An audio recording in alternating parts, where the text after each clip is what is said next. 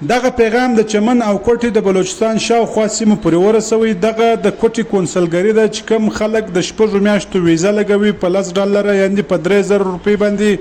نو دغه خبر چې په ټوله بلوچستان کې خپور سو پر کونسلګري باندې دومره رش وي، مثلا چې کونسلګري والا 10 کسان فارغ کوي سي 1000 کسان ورته ولاړ وي.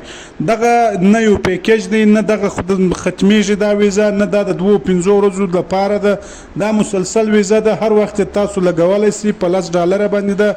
کونسلګري والا بار بار دغه پیغام در موږ راستولی دی چې تاسو و د خلکو ته آګاهي ورکړئ چې پر کونسلګري باندې دومره رش مه جوړوئ چې موږ د 10 کسو کار وکړو، 900 کسان پاتې سي، پر هغو کرایې تاوان سوي وي، پر هغو برته شپې تاوانیږي.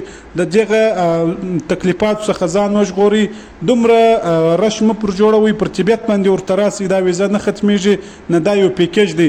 تاسو دومره رش جوړ کړئ چې هغه 900 کسان پاتې سي او شپه او دویم پر تاوان سي، پیسې هم ضایع ولاړې سي، کرایې هم ډبلې ټوډیان والا اخلي، هغه هم پالتو ولاړې سي.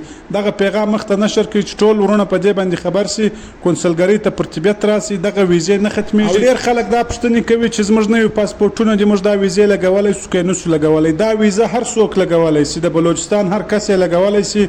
که څه نوی پاسپورټ جوړ کړی وي، که څه زوړ پاسپورټ وي، خو صرف دا دی که ویزه زړه پر وله بیا نوې ته دا نسي اخیستلی چې د هغه ویزې ټیم ختم سو بیا دا ویزه ته دوباره اخیستلی سي، هېڅ مشکل نشته.